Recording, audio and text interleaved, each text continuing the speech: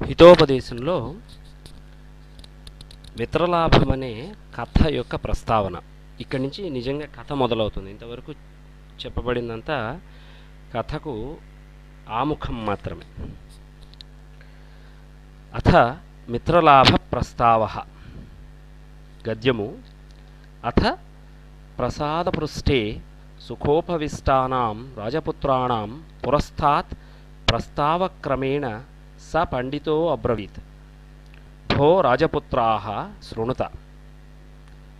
అంతలో ఒకనాడు రాజభవనానికి పైభాగంలో సుఖంగా రాజపుత్రుల ఎదుట కూర్చుని సందర్భవశంగా ఆ పండితుడు ఇట్లన్నాడు, ఓ రాజపుత్రులారా వినండి.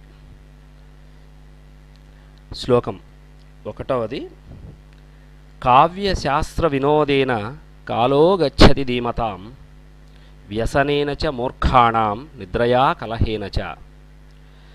కావ్యాలు, శాస్త్రాలు, వినోదాలు వీటితో పండితులైన గొప్పవాళ్ళైన మంచివాడు ధీమంతులైన వాళ్ళు అంటే బుద్ధిమంతులైన వాళ్ళ యొక్క కాలం గడుస్తుంది. నిద్ర చేత, కొట్లాటల చేత, వ్యసనాలతో మూర్ఖులైన వాళ్ళ కాలం గడుస్తుంది.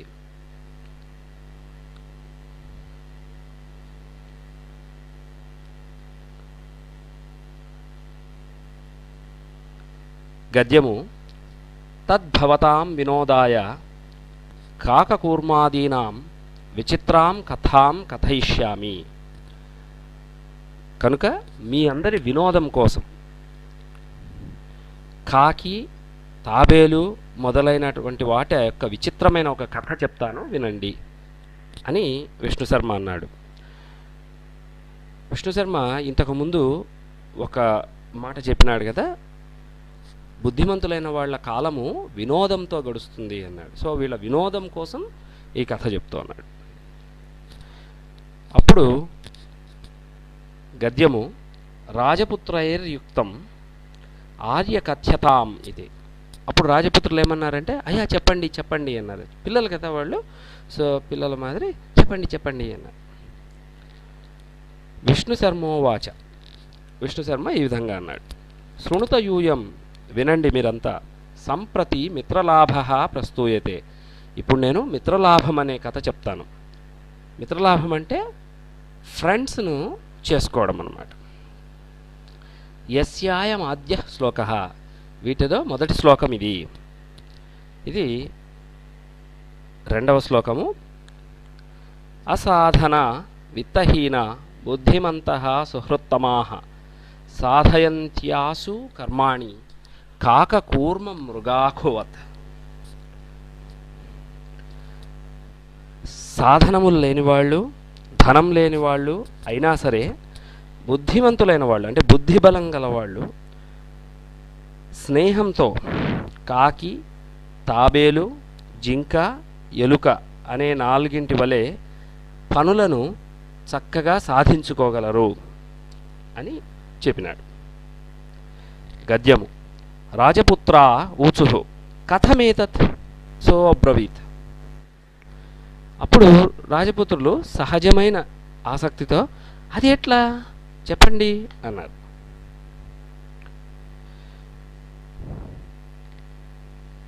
మిత్రలాభంలో పెద్దది మొట్టమొదటిది అయినటువంటి కథ చిత్రగ్రీవుని వృత్తాంతం. గద్యము.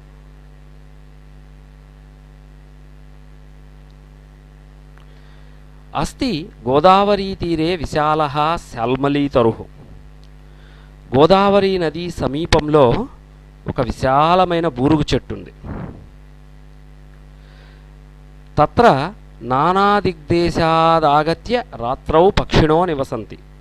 ఆ బూరుగు చెట్టు మీద ఎక్కడెక్కడి నుంచో వచ్చి పక్షులు రాత్రిపూట నివాసం చేసుకుంటాయి. అథ కదాచిత్ అవసన్నాయాం రాత్రావస్థా అచలచూడా అవలంబిని భగవతి కుముదినీ నాయకే చంద్రమసి లఘుపతనక నామ వాయసః ప్రబుద్ధః.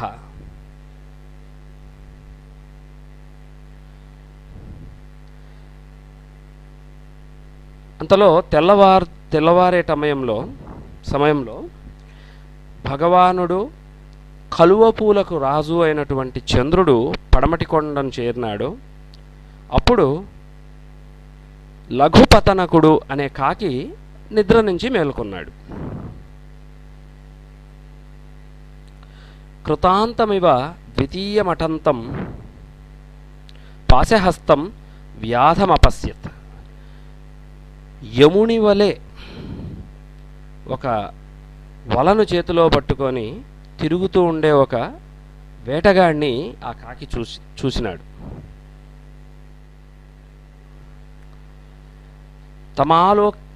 తమాలోక్యాచింతయత్. అతన్ని చూసి ఈ విధంగా ఆలోచిస్తోంది ఆ కాకి. అద్య ప్రాతరేవా అనిష్టదర్శనం జాతం. ఓ ఈరోజు పొద్దున్నే లేస్తూనే పనికిమాలిన వాళ్ళని చూసినాను. నా జానే కిమన్ అభిమతం దర్శయిష్యతి. ఏమవుతుందో ఏమో ఈరోజు అని అనుకున్నాను. ఇత్యుక్త్వా అనుకొని తదనుసరణ క్రమేణ వ్యాకులశ్చలిత. మనసు చికాకుతో ఉన్నిందన్నమాట ఆ కాకి. యతః ఏ విధంగా అంటే శోకస్థాన సహస్రాణి భయస్థాన శతాని చ దివసే దివసే మూఢమావిశంతి నా పండితం. మూర్ఖులైన వాళ్ళ యొక్క మనసును రోజు రోజు వేలాది భయాలు, వందలాది భయాలు, వేలాది దుఃఖాలు అంటుకుంటాయట. గద్యము. అన్యచ్చ విషయినామిదమవశ్యం కర్తవ్యం.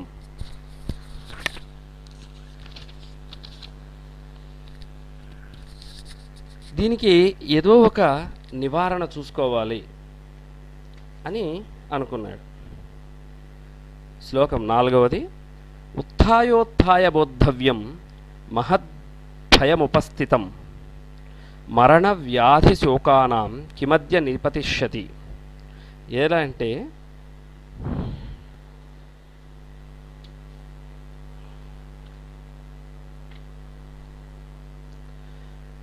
వేకువ నిద్రలేవగానే మరణం, వ్యాధి, దుఃఖం అనే ఈ మూడింటిలో ఏ మహాభయం నేడు దాపురించి మీద పడుతుందో అని ఆలోచిస్తూ బుద్ధిమంతుడు వాటి నుంచి బయటపడే మార్గాన్వేషణ చేయాలి. గద్యం. అథ తేన వ్యాధేన తండులకణాన్ వికీర్య జాలం విస్తీర్ణం. ఇంతలో ఆ వేటగాడు బియ్యపు నూకను భూమి మీద చల్లి దాని మీద వల విసిరినాడు. సాచ తత్ర ప్రచ్ఛన్నో భూత్వా స్థిత. అక్కడ ఒక చెట్టు వెనక దాచిపెట్టుకొని చూస్తూ కూర్చోన్నారు. ఏ జంతువు ఏ పక్షో దాంట్లో పడుతుందేమో అని. అస్మిన్నేవ కాలే చిత్రగ్రీవనామా కపోతరాజ సపరివారో వ్యతి విసర్పంస్థాం స్థండులకణాన్ ఆలోకయామాస. ఇంతలో ఆకాశంలో చిత్రగ్రీవుడనే ఒక పావురాల రాజు తన గుంపుతో సహా పోతూ కింద పడి ఉన్నటువంటి ఈ నూకలను, బియ్యపు నూకలను చూసి ఇట్లా ఆలోచించడం మొదలుపెట్టినాడు. తతః కపోతరాజ తండుల కణలుబ్దాన్ కపోతాన్ ప్రాహ. ఈ బియ్యం తినాలా అని ఆ గుంపు ఆలోచిస్తూ ఉంటే అప్పుడు చిత్రగ్రీవుడు తన గుంపుతో ఇట్లా అన్నాడు. కుతోత్ర నిర్జనే వనే తండుల కణానాం సంభవ. ఇక్కడ ఎవరు మనుషులు లేరు కదా, ఇది అడవి, దీంట్లో ఈ బియ్యపు నూకలు ఎట్లా వచ్చినాయి ఈ భూమి మీద? తన్నిరూప్యతాం తావత్.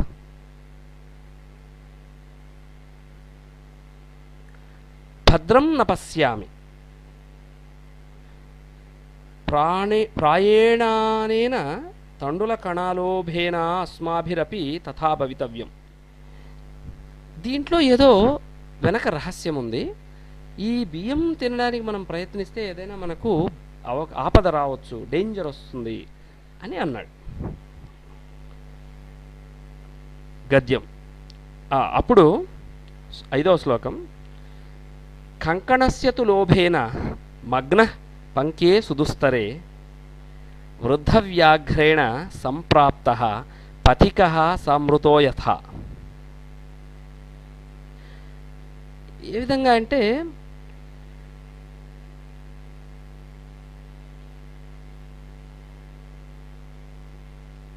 ఒక కంకణం కోసం ఆశపడి చచ్చిపోయిన బాటసారి మాదిరి మనకు కూడా ఏదైనా ఆపద సంభవించవచ్చు అని అన్నాడు. అప్పుడు ఆ పావురాల గుంపు ఏమనిందంటే, కథమేతత్, అది ఎట్లా అన్నాడు. చిత్రగ్రీవుడు చెప్పడం మొదలుపెట్టినాడు. ఇప్పుడు చిత్రగ్రీవుని కథలో రెండవ కథ, అది కంకణ లుబ్ధ పాంథ కథ అంటారు. కంకణం కోసము ఆశపడి చచ్చినటువంటి బాటసారి కథ ఇది రెండవది. గద్యము. అహమేకదా దక్షిణారణ్యే చ రన్నపశ్యన్. నేను ఒకప్పుడు దక్షిణారణ్యమున అంటే దండకారణ్యంలో పోతూ ఉంటే ఇది చూసినాను. ఏకో వృద్ధో వ్యాఘ్రః స్నాతః కుశః స సరస్తీరే బ్రూతే. ఒక ముసలి పెద్ద పులిని ఓ చెరువు ఒడ్డులో చూసినాను. అది స్నానం చేసి చేతిలో దర్భలు పట్టుకొని ఇట్లా అంటోంది, భో భో పాంథాః ఇదం సువర్ణ కంకణం గృహ్యతాం ఇది. ఓ ఓ బాటసారులారా, ఓ పొయ్యేవాళ్ళారా, ఇక్కడ రాండి, ఇక్కడ రాండి, ఇదో ఈ బంగారు కంకణాన్ని తీసుకోండి, తీసుకోండి అని అంటోంది. తతో లాభావిష్ఠేన కేనచిత్ పాంథేన ఆలోచితం. అంతలో ఈ బంగారును చూసి ఆశపడినటువంటి ఒక బాటసారి ఇట్లా ఆలోచించినాడు, భాగ్యేనైతత్ సంభవతి, మనకు మంచి అదృష్టం ఉంటే కానీ ఇట్లాంటివి దొరకవు.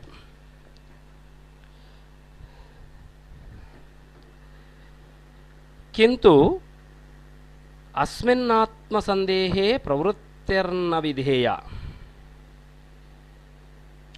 అయినా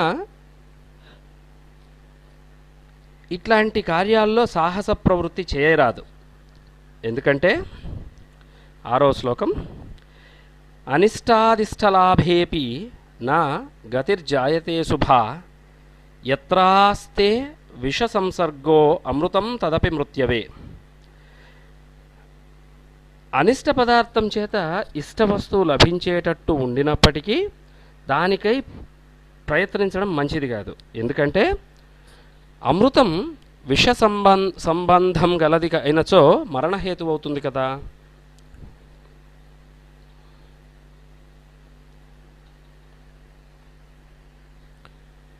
గద్యము. కింటు సర్వత్రార్థార్జన ప్రవృత్తౌ సందేహ ఏవ తథాచ ఉక్తం. కానీ అంతటా ధన సంపాదన ప్రయత్నంలో అశుభమైన సందేహం కలుగుతూనే ఉంటుంది. ఇట్లా చెప్పబడింది కదా 7వ శ్లోకం, నా సంశయమనారుహ్య నరో భద్రాణి పశ్యతి సంశయం పునరారుహ్య యది జీవతి పశ్యతి. మానవుడు కార్యప్రవృత్తిలో సంశయం పొందకపోతే, అంటే డౌట్ రాకపోతే శుభాలను పొందలేడు, అంటే ఫలితాన్ని రిజల్ట్ తీసుకోలేడు.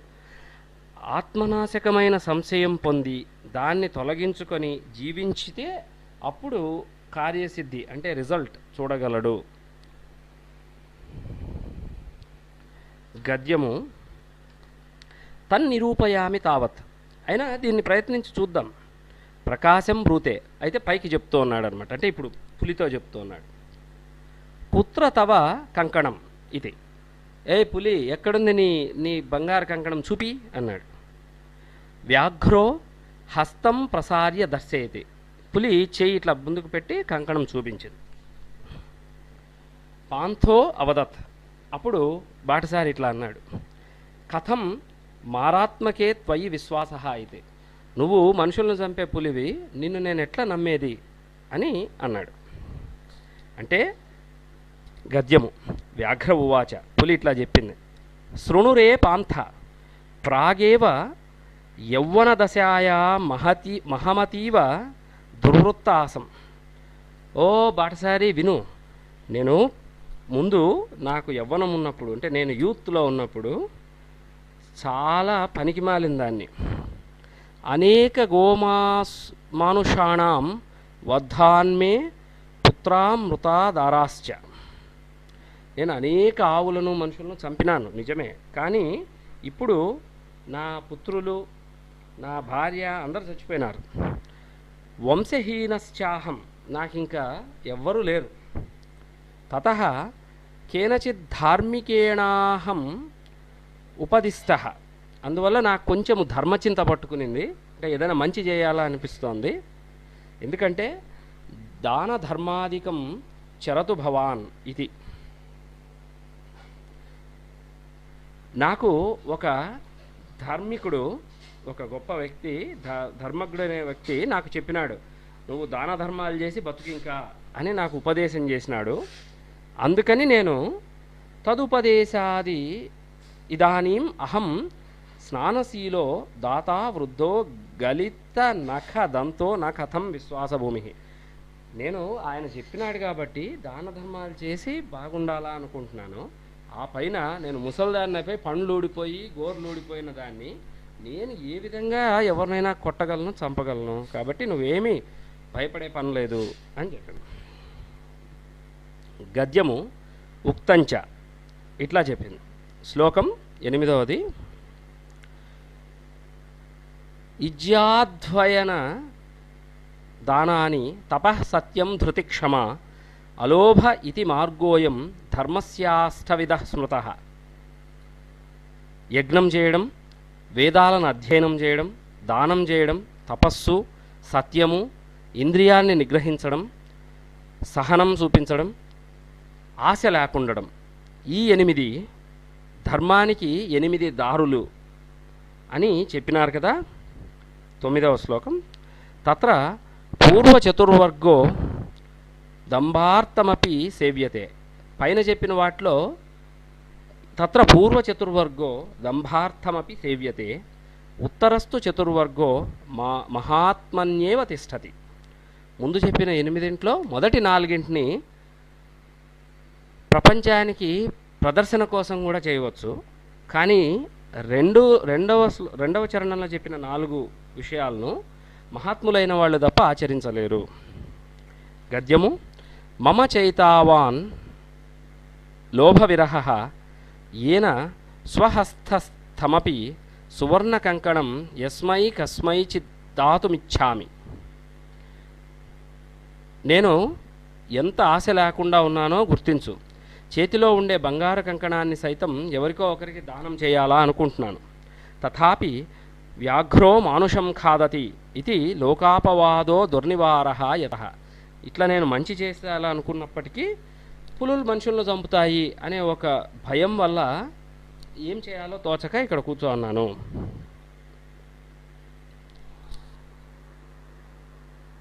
పదవ శ్లోకం. గతానుగతికో లోకః కుట్టినీముపదేశినీం ప్రమాణయతి నో ధర్మే యథా గోఘ్నమపి ద్విజం. లోకులు ఎట్లా అంటే ఒకరు చెప్పిన దాన్ని ఇంకొకరు అనుసరిస్తూ పోతూ ఉంటారు, స్వయంగా ఆలోచించరు. ఒకప్పుడు ఒక తార్పుడు కత్తి అయినది ప్రస్తుతం గుణం మార్చుకుని ధర్మబోధ చేస్తూ ఉన్నప్పటికీ, అట్లాగే గోహత్య చేసిన ఒక బ్రాహ్మణుడు ప్రస్తుతం ఎంత పవిత్రుడైనప్పటికీ ఈ ఇరువురిని లోకంలో ఎవరూ నమ్మరు. ఆ విధంగానే ఒకప్పుడు మనుషులను చంపినాను కాబట్టి ఇప్పుడు కూడా నువ్వు నన్ను నమ్మటం లేదు అని అనింది. గద్యము మయాచ ధర్మశాస్త్రాన్ని పఠితాని శృణు. నేను చాలా ధర్మశాస్త్రాలు చదివినాను, విను. 11వ శ్లోకం. మరుస్థల్యాం యథావృష్టి క్షుదార్తే భోజనం తథా దరిద్రే దీయతే దానం సఫలం పాండునందన. వర్షం లేకుండా ఎండిపోయినటువంటి భూమి మీద పడిన వర్షం మాదిరి, ఆకలితో బాధపడే వాళ్లకు పెట్టిన భోజనము, దరిద్రునికి ఇవ్వబడిన దానము ఫలితాన్నిస్తాయి ధర్మరాజా అని భారతంలో చెప్పబడింది. ప్రాణ యథా ఆత్మనో అభీష్ట భూతానామపి తే తథా ఆత్మౌపమ్యేన భూతానాం దయాం కుర్వంతి సాధవః. ఎలా తన ప్రాణాలు ప్రియంగా ఉంటాయో అలాగే అన్ని ప్రాణులకు వాటి ప్రాణాలు ప్రియంగా ఉంటాయి. అందుచేత మంచివాళ్ళైన వాళ్ళు మిగతా ప్రాణులను కూడా తమతో సమానంగా చూస్తారు అని చెప్పబడింది శాస్త్రాల్లో అని ఈ విధంగా శాస్త్రాలను వల్లిస్తోంది పులి బాటసారిని నమ్మించడానికి. అపరంచ ఇది కాకుండా ప్రత్యాఖ్యానే చ దానే చ సుఖదుఃఖే ప్రియాప్రియే ఆత్మౌపమ్యేన పురుష ప్రమాణమధిగచ్చతి. జ్ఞాని అయిన పురుషుడు అవమానం, దానం, సుఖం, దుఃఖం, ప్రియం, అప్రియం ఇత్యాదులు సంభవిస్తే తనకు కలిగే అనుభూతిని ప్రమాణంగా గ్రహించి తనకే విధంగా అనుభూతి కలుగుతుందో ఆ విధంగా మిగతా వాళ్ళకు కలుగుతుంది అని ఆలోచించి దానికి తగినట్టు ప్రవర్తిస్తాడు. అన్యచ్చ ఇది కాకుండా మాతృవత్ సర్వదారేషు పరద్రవ్యేషు లోష్టవత్ ఆత్మవత్ సర్వభూతేషు యః పశ్యతి స పండితః. పరస్త్రీలను తల్లుల వలె, ఇతరుల ధనాన్ని మట్టి ముద్ద వలె, మిగతా ప్రాణులను తన వలె ఎవడు భావిస్తాడో వాడే పండితుడు అని చెప్పబడింది భగవద్గీతలో. త్వంచాతీవ దుర్గతః తేన తత్తుభ్యం దాతుం సయత్నోహం తథా భోక్తం. కనుక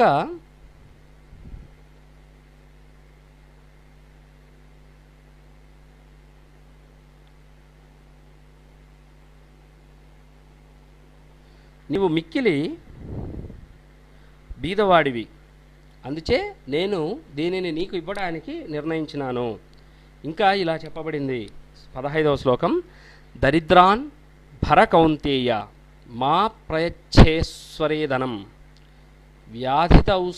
వ్యాధితస్యౌషధం పథ్యం నీరుజస్య కిమౌషధై. ఓ ధర్మరాజా, దరిద్రులను పోషించు, ఐశ్వర్య సమృద్ధి ఉన్నవాడికి ధనం ఇవ్వవద్దు. రోగికి ఇచ్చిన ఔషధం సఫలమవుతుంది, రోగం లేని వాడికి మందులతో ఏం పని అని చెప్పబడింది. అన్యచ్చ అది కాకుండా దాతవ్యమితి యద్దానం దీయతే అనుపకారిణే దేశే కాలే చ పాత్రే చ తద్దానం సత్వికం విదుః. ప్రతిఫలం ఆశింపక దానం చేయడం తన కర్తవ్యంగా భావించి దేశకాల పాత్రతను గుర్తించి ఇచ్చిన దానమే దానము, దాన్ని సాత్విక దానం అంటారు. గద్యము. తదత్ర సరసి స్నాత్వా సువర్ణ కంకణం గృహాణ ఇది. కనుక నువ్వు చక్కగా ఈ సరస్సులో స్నానం చేసి వచ్చి దానాన్ని స్వీకరించు అని చెప్పింది. పాతకాలంలో దాన ధర్మాలు చేయాలంటే స్నానం చేసి పూజ చేసి దాన ధర్మాలు చేసేవాళ్ళు అన్నమాట. గద్యము. తతో యావదసౌ తద్వచః ప్రతీతో లోభాత్ సరః స్నాతుం ప్రవిష్ట తావన్ మహాపంకే నిమగ్నః పలాయుతుమక్షమః తం పంకే పతితం దృష్ట్వా వ్యాఘ్రో అవదత్. ఈ మాటలను నమ్మిన బాటసారి ఆ చెరువు నీళ్లలోకి దిగినాడు. కానీ అక్కడ బురద ఉండడంతో ఆ బురదలో చిక్కుకుపోయి పైకి రాలేక ఇంకా దుఃఖపడుతూ ఉన్న వాడిని చూసి పులి ఇట్లా అనింది. అహహ మహాపంకే పతితోసి అతస్త్వామహముత్థాపయామి. ఓ, నువ్వు బురదలో చిక్కుకున్నావా, నిన్ను పైకి నేను తీసుకొస్తాను, ఉండు ఉండు అని చెప్పి ఇత్యుక్త్వా శనైరుపగమ్య తేన వ్యాఘ్రేణ ధృతః స పాంథో అచింతయత్. మెల్లమెల్లగా ఆ బాటసారిని పట్టుకుంటూ ఉన్న పులిని చూసి ఆ బాటసారి ఇట్లా ఆలోచించినాడు. నా ధర్మశాస్త్రం పఠతీతి కారణం నా చాపి వేదాధ్యయనం దురాత్మనః స్వభావ ఏవాత్ర తథాతిరిచ్యతే యథా ప్రకృత్యా మధురం గవాం పయః. అన్నిటికంటే సహజమైన గుణం బలవత్తరమైంది. దుర్జనుడు అంటే బుర్రలేనివాడు ఎన్ని శాస్త్రాలు చదివినా ఎంత వేదాధ్యయనం చేసినా చెడ్డ బుద్ధిని వీడలేడు. అట్లాగే సజ్జనుడైన వాడు ఎట్లాంటి పరిస్థితుల్లోనూ సద్గుణం వీడలేడు.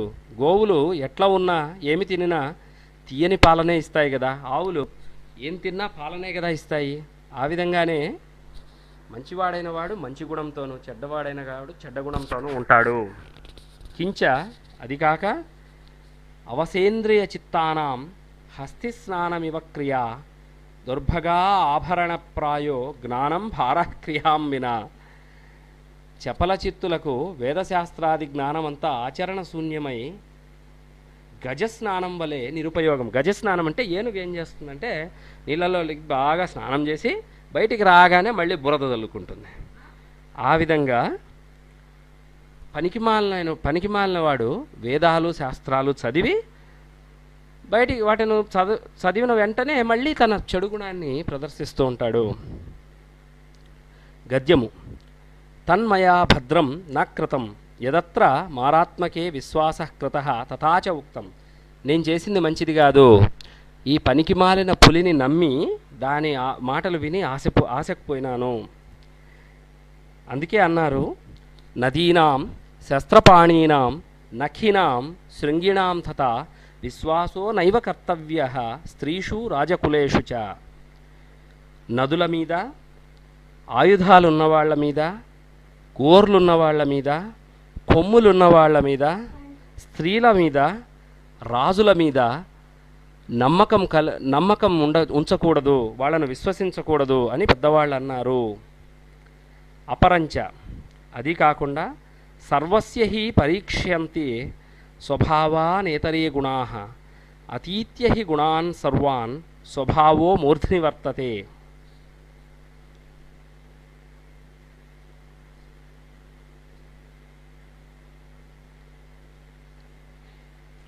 ఆకాశ సంచారి, అందరి పాపాలను తీసి తొలగించేవాడు, వేలాది చేతులున్నవాడు అంటే కిరణాలు గలవాడు అయిన సూర్యుడు, నక్షత్రాల మధ్య గ్రహాల మధ్య తిరిగే చంద్రుడు, ఈ ఇరువురు ఇంత గొప్పవాళ్ళైనప్పటికీ అది కాదు అర్థం. విఘ్నులైన వాళ్ళు అన్ని ప్రాణుల ఎడ వాటి యొక్క సహజ గుణాలనే పరీక్షిస్తారు.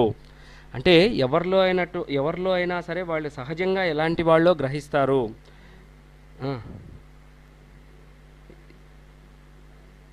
ఇతరులైన ఆగంతుక గుణాలను తలంపరు.